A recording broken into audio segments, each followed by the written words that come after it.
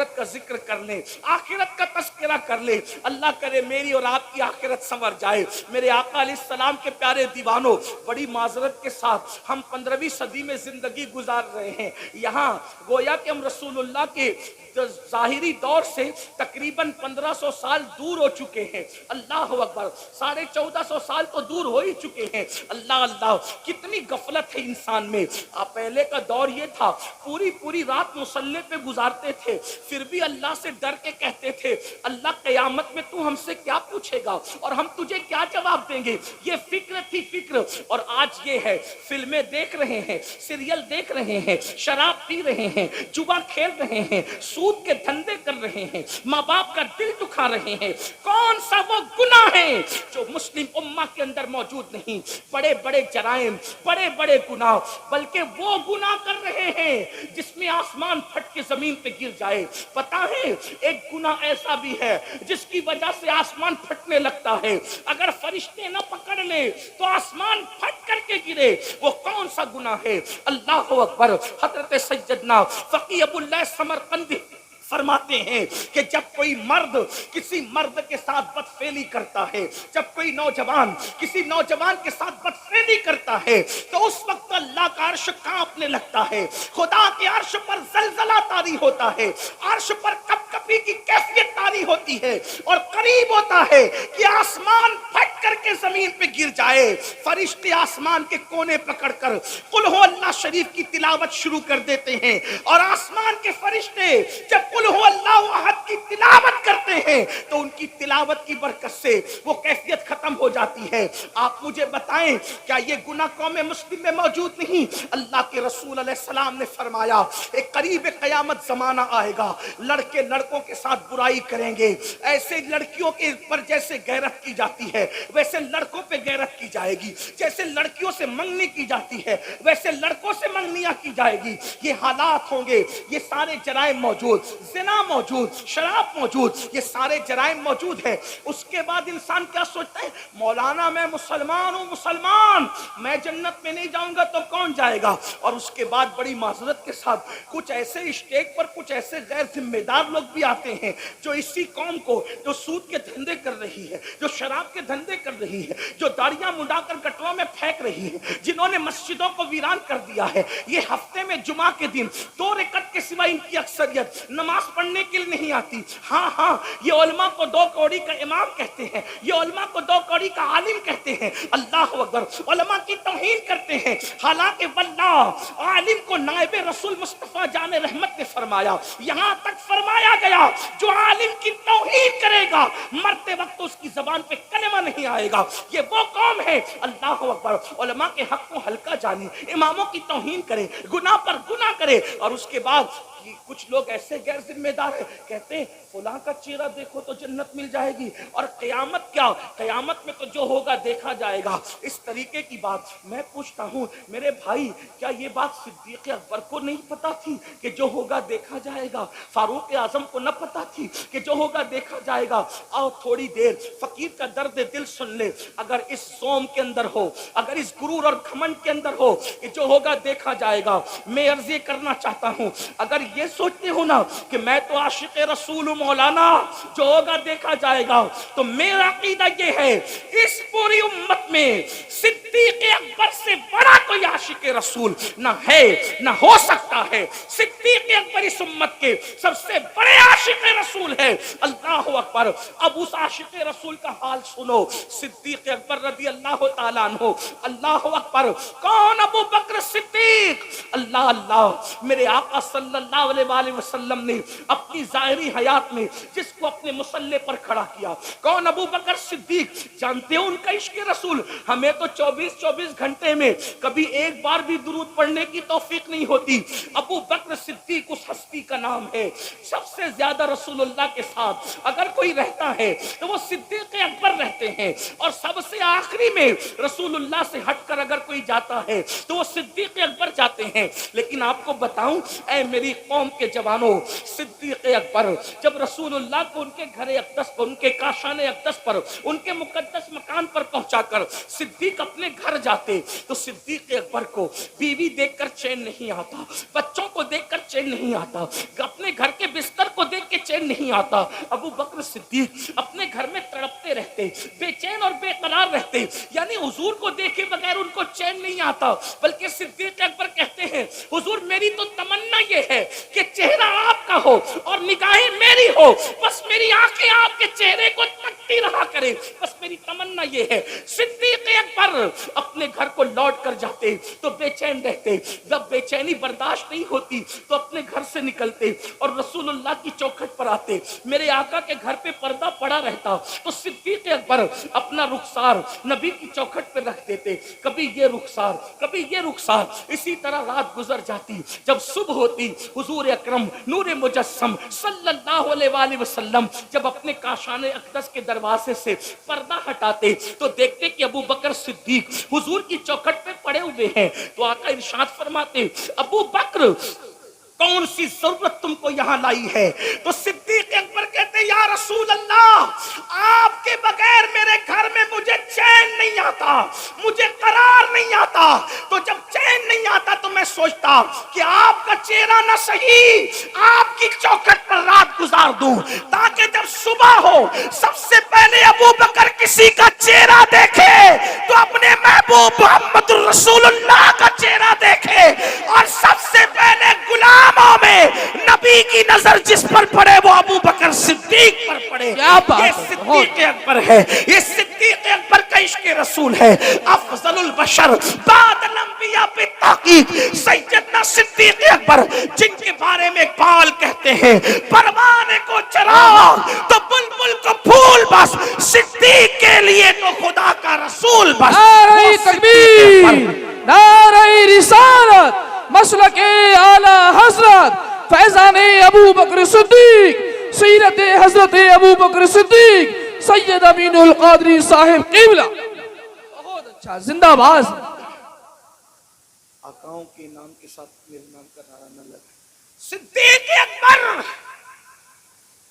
صدیق اکبر جن کو رسول اللہ کا اتنا قرب نصیب تھا کہ حضور اپنے مصلی پر ان کو کھڑا کرتے, ہجرت کی رات ساتھ لے جانا ہے تو ان کو لے جاتے, غار میں ان کو رکھتے ہیں, حضور ان کی مانڈی پر سر رکھ کر آرام کرتے.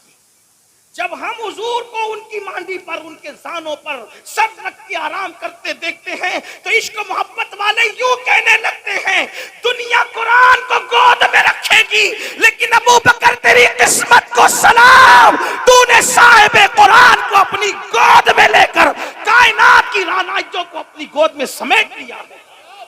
یہ صدیق اکبر ہے. حضور محدث اعظم ہند کے چھوچوی رحمت اللہ تعالی علیہ ان کی شان یوں بیان کرتے ہیں مرتبہ حضرت صدیق کا یہ ہے سید, مرتبہ حضرت صدیق کا یہ ہے سید, ہر فضیلت کے وہ جامع ہیں نبوت کے سوا, ہر فضیلت کے وہ جامع ہیں نبوت کے سوا. اب سننا, وہ ابو بکر صدیق جو پوری پوری رات عبادت کرے, وہ ابو بکر صدیق جن کی شان میں قرآن کی آیتیں نازل ہو, وہ ابو بکر صدیق جس کی تعریف مصطفیٰ جان رحمت کرے. سوچو کیسے ہوں گے صدیق, ان کو تو آخرت سے بے فکر ہو جانا چاہیے تھا کہ رسول اللہ میری تعریف کر رہے, وہ بھی کیسے تعریف کر رہے, اللہ اکبر. ایک مرتبہ حسان بن ثابت میرے آقا کی نعت لکھ کر لائے, ذرا کان کھول کے سن لو میرے بھائیوں, صدیق اکبر کی شان کیا ہے اور پھر ان کی فکر آخرت کیا ہے.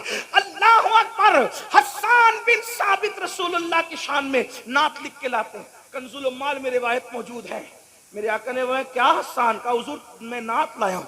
فرمایا او حسان تم میری شان میں لکھ لکھ کر لاتے ہو, کبھی میرے ابو بکر کی شان میں بھی کچھ لکھا ہے, کبھی میرے ابو بکر کی شان میں بھی کچھ لکھا, اس کی شان میں بھی لکھو جس کی منقبت نبی رحمت لکھوائے. آپ اندازہ کریں, جس کی منقبت سید الکونین لکھوائے, سید العالمین لکھوائے, پوری دنیا جس کی شان بیان کرے, وہ شان والا نبی حسان کو کہے کہ حسان میرے ابو بکر کی شان لکھ. وہ صدیق اکبر ہے, وہ صدیق اکبر ہے. لیکن اب سن لو, وہ میری قوم کے جوان جو جمعہ کی 2 رکعت کبھی بے وضو پڑھتے ہیں کبھی بے غسل پڑھتے ہیں, اس پہ ہنسنے کی بات نہیں, میں کوئی لطیفہ نہیں کہنا, توجہ کرنا. بے غسل اور بے وضو اس لیے کہہ رہا ہوں کیونکہ 35 سال کا ہو گیا ابھی تک غسل کرنا بھی نہیں سیکھا. جب نہانا ہوا اٹھا کر کے بالٹیاں بار لیا, شاور کے نیچے کھڑا ہو گیا. پتا بھی نہیں 35 سال کا ہوا, 3 4 بچوں کا باپ ہوا, نہانا بھی نہیں سیکھا. 25 سال سائنس اور ٹیکنالوجی کو سیکھنے میں لگا دیا جس سے دنیا سمجھ. میں مخالف نہیں ہوں, میں تو کہتا ہوں سکھاؤ. ستاروں کے آگے جہاں اور بھی ہے, ابھی عشق کے امتحان اور بھی ہے. تو شاہی ہے, پرواز ہے کام تیرا, تیرے سامنے آسماں اور بھی ہے. آپ سائنس کے ایجادات کی بنیاد آپ نے رکھی ہے. میں سائنس کا مخالف بالکل نہیں, بلکہ ہم تو کہتے ہیں سائنس جتنی ترقی کرے گی اسلام کا حسن اتنا بے نقاب ہوگا. ہم جغرافی اور ٹیکنالوجی کے مخالف نہیں, لیکن شکایت ہمیں اتنی ہے کہ آپ نے جس سے دنیا سنورتی تھی ان علوم کو سیکھنے کے لیے 25 سال لگا دیے, مگر جس سے آخرت سنورنی ہے ان علوم کو سیکھنے کے لیے آپ نے 25 دن بھی اپنے علماء کو نہیں دیے. بتاؤ کتنے لوگ غسل کرنا جانتے ہو, کتنے لوگ وضو کرنا جانتے ہو, وضو کتنے لوگ اس کے تقاضے اور آداب سے واقف ہے. جو کام وضو اور غسل میں ناقص ہو پوچھو مفتی اعظم سنبھل جلوگر ہیں کہ کیا جن اعضاء کو دھلنے کا حکم ہے وضو میں اگر بال برابر بھی جگہ سوکھی رہ جائے تو کیا وضو ہوگا؟ نہیں ہوگا. آپ بتائیں. مگر میری قوم کو کون سمجھائے؟ جمعہ کی 2 رکعت پڑھتے ہو, ان میں سے بہت سارے لوگ بغیر وضو اور بغیر غسل کے. کیا جواب دو گے؟ یہ دنیا ہمیشہ کی نہیں ہے. بڑے بڑے بادشاہوں نے اس دنیا میں حکومت کی, آج ان کی قبروں کا نشان بھی نہیں, کیونکہ انہوں نے آخرت کی تیاری نہیں کی. کہاں ہے فرعون کی قبر؟ دولت پا کر وہ ایسے ہی عیاش ہوا تھا جیسے آج کل کے مالدار عیاش ہو گئے. دولت پا کر وہ اللہ کو ایسے ہی بھول گیا تھا جیسے آج کل کے مالدار اللہ کو بھول گئے. بلکہ ایک بات کہوں گا, پتہ نہیں کہاں تک صحیح لکھی ہے سیرت نگاروں نے, فرعون دن بھر لوگوں کو بے وقوف بناتا تھا اور رات میں اللہ کی بارگاہ میں روتا تھا, کہتا ہے مولا خدا تو ہی ہے, میں لوگوں کو دھوکہ دے رہا تھا. آپ اندازہ کریں, آپ اندازہ, اسی لیے قدرت نے اس کو اتنے دن مہلت دی, اتنے دن اس کو مہلت ملی. میں کہتا ہوں فرعون رو رہا ہے راتوں کو, فرعون رو رہا ہے. اے کلمہ پڑھنے والے, کیا کبھی تو نے اپنے گناہوں کو یاد کر کے بھی آنسو بہائے؟ مجھے بتاؤ تو صحیح, کہاں ہو, کس دنیا میں ہو؟ یاد رکھنا یہ دنیا میں ہمیشہ نہیں رہو گے. کیا کورونا کی مہاماری اور کورونا کی قیامت صغریٰ میں تم نے بڑے بڑے طاقتور پہلوانوں کو, نوجوانوں کو موت کے گھاٹ اترتے نہیں دیکھا؟ اور تم نے نہیں سیکھا کہ دنیا میں کوئی اپنا نہیں ہے, یہ دنیا مکار ہے, مکار. یہ دنیا فریبی ہے, فریبی.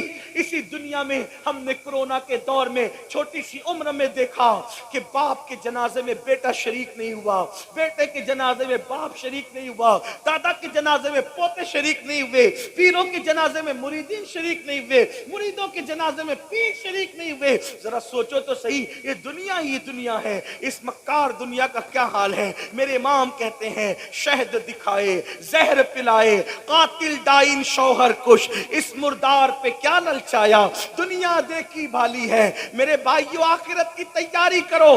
جس دن موت کی ہچکیوں سے, جس دن موت کے تلخ جام سے یہ آنکھیں بند ہو جائے گی اور جسم کا تعلق روح سے ٹوٹ جائے گا, میرے بھائی تیری فیکٹریاں, تیری کمپنیاں, تیرے اے ٹی ایم, تیرے پی ٹی ایم, تیرے بینک بیلنس, تیری زمین, تیری جائیداد, تیرے مکان, تیرے محلات, تیری بیویاں, تیرے بچے, کچھ تیرا نہیں ہوگا.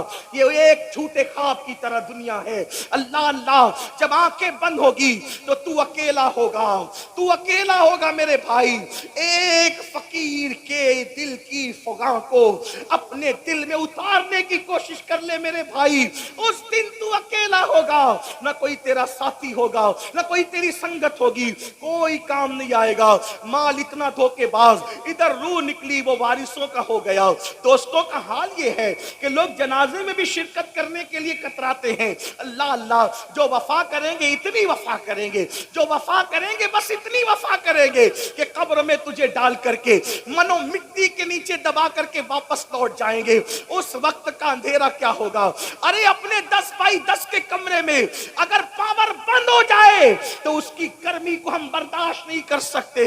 हाय कब्र की गर्मी क्या होगी, कब्र का अंधेरा क्या होगा, कब्र की तारीकी क्या होगी। मेरे भाई जो अपने आप को धोखा न दो, आखिरत की तैयारी करो। क्या भेज रहे हो आखिरत के लिए? कब तक दुनिया में मगन रहोगे, कब तक दुनिया में मस्त रहोगे, कब तक गुनाह करते रहोगे? खुदा के गज़ब को चैलेंज मत करो।